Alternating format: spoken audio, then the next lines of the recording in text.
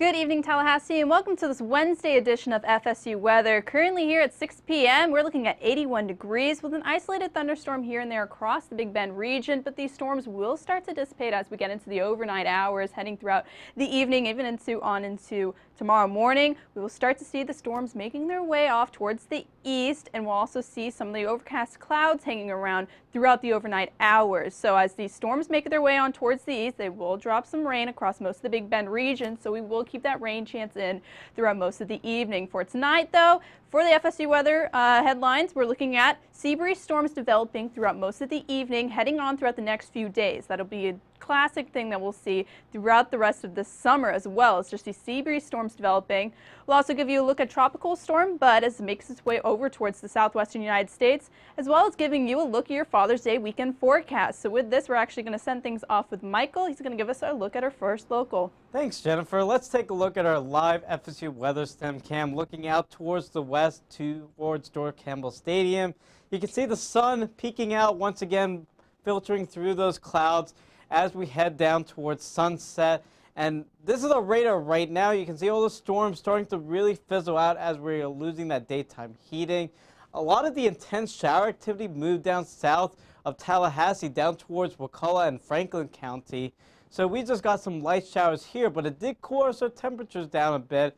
Now, you can see in Valdosta and Thomasville, they're still at 88 degrees because they haven't gotten any of those showers and thunderstorms yet. But you can see where we've gotten the rain, you're in the upper 70s, low 80s. So, but it's still very muggy outside.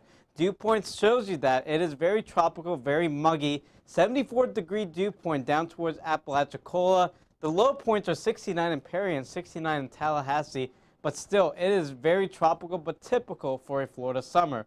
The RPM forecast, the Futurecast, shows you how the storms fizzle out. We get some nice clear skies with some clouds here and there at the midnight hour. As we head into tomorrow morning, it is going to be very nice outside, still muggy, but again, it is good to have those outdoor plans in the morning because it's cooler. You don't have to deal with the storms. But as we go into the lunchtime hour, you can still see those storms popping up, and we'll watch some activity from the Panhandle moving towards the east, and that will give us some shower and storms as we head into the rush time hour tomorrow afternoon. For tonight's forecast, we will have those thunderstorms starting to die off, but it will feel still very muggy outside. 72 in Tallahassee, 73 in Bainbridge, 74 in Apalachicola. Another thing to note, you want to make sure you have those low beam headlights because there could be a chance for some morning fog due to some of the showers we had today. As we go into tomorrow, relatively nice in the morning, but then as we heat up, you'll get that up towards the upper 80s. We'll get up to 87 depending on whether we get more sun. If we get the showers early, we'll probably stay in the lower 80s. But the shower activity in the afternoon, pretty typical for a Florida summer. 7-day forecast, in the near term, we stick with that unsettled pattern with the afternoon showers and storms. By the time we head into the weekend, those rain chances do drop, and some drier air might start to filter in as we head into next week. But with that drier air, the temperature starts to ramp back up into those 90s with some lower 90s heading into next week. For now, let's send it off to Colby with the Southeast. Okay, let's take a look at the Southeast, and they're really feeling what we're feeling on that 7-day across a lot of the portions of the Southeast, especially from Montgomery over toward Jackson there. 80 degrees, some rain cool there in Jackson. Some real rain cool there out in Arkansas there, 73 there in Little Rock. Look at the discrepancy between Little Rock and down to the south to Shreveport. 94 there, they've had a lot more sunshine. Yellow is really indicating where we're seeing the shower and thunderstorm activity across the Southeast. A lot of moisture right now we're working with in the Southeast, a lot of onshore flow from the Gulf of Mexico providing those high dew point values, 60s and 70s all across the area. 69, one of the lower values out in Shreveport, but a lot of moisture to work with, and that's evident here on the satellite and radar. We've got some severe thunderstorm warnings across portions of western Mississippi as well into Arkansas. Even one bubbling up over there, and shout out there to Oklahoma, way out west, out of that southeast, but still in play regardless. Shower and thunderstorm activity, flash flood warning as well across the western portions of Arkansas there. Wow, really a lot to work with here across all the major interstates. If you're on 20, it's going to be soggy from Jackson, Mississippi, back towards Shreveport. A lot of moisture. We zoom in on that, we can get a much better picture.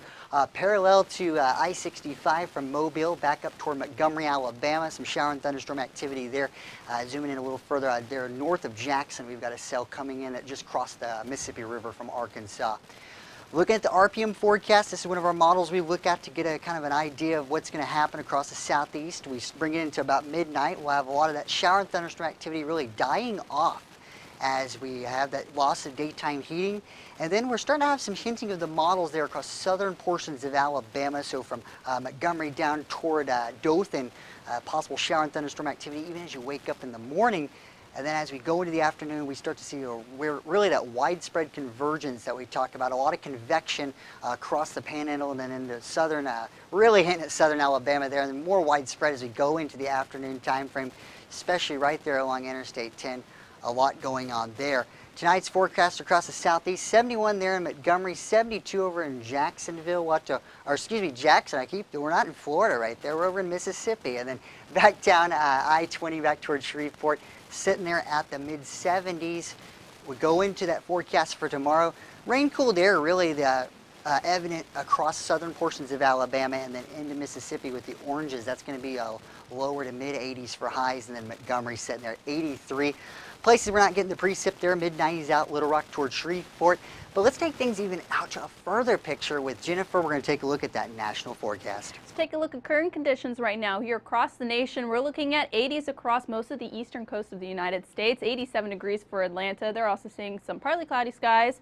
Here, though, along the southeast near Tallahassee, we're also seeing 81 degrees with some rainy conditions here and there across most of the part of the southeast. West part of the country is showing partly cloudy skies for most areas of the northwest, 66 degrees for Seattle, as well as 71 degrees, nice and sunny there in San Francisco, so temperatures out there feeling quite nice.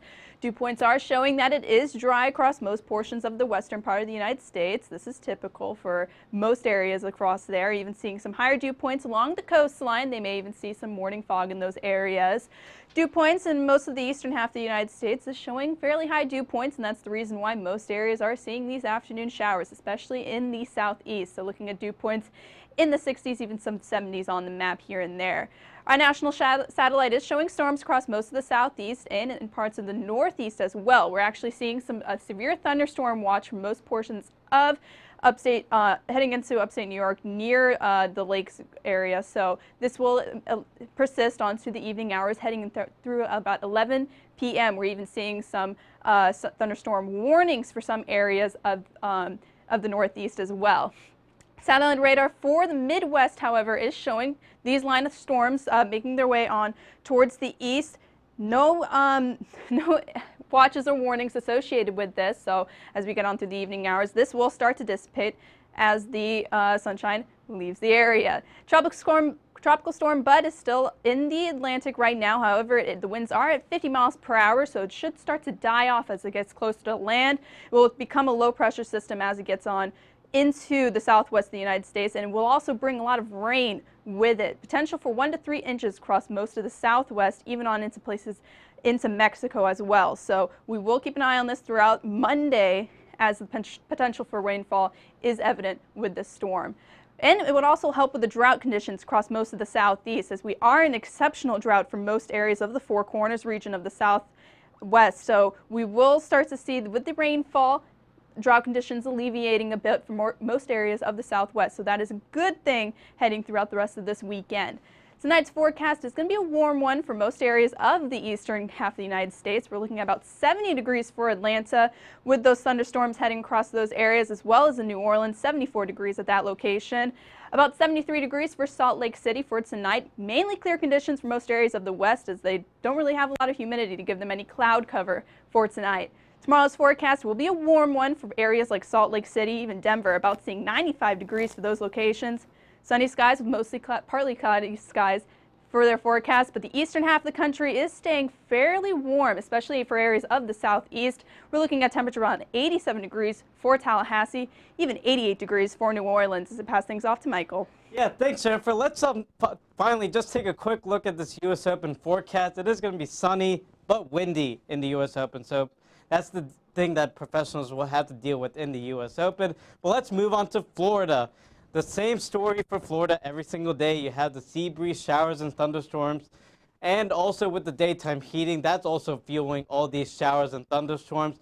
Where you're having those rain and shower activity, 73 up towards Pensacola, Jacksonville up towards 80, but places that haven't gotten the rain, you're in the 90s, 91 in Tampa, so pretty warm and muggy there.